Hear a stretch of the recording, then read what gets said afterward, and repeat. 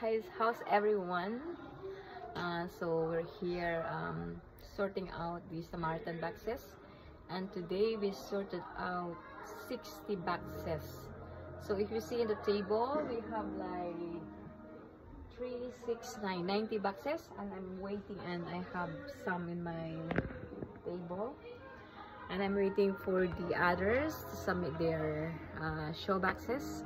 So we do this every year to bless the unprivileged children around the globe. So if you want to bless the children, you can also donate cash through their website. So this is their pamphlets here.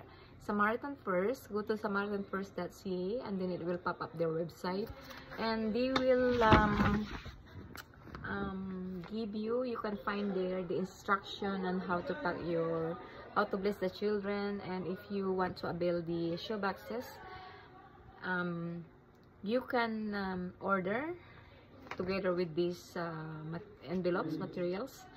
We have also these bookmarks, which is I find it really good to put in your Bibles. A reminder to pray without ceasing. There you go. So pray without ceasing, 1 Thessalonians 5:17. Sabi din doon, the most important item you can put in your showbox gift is prayer. That is coming from Franklin Graham.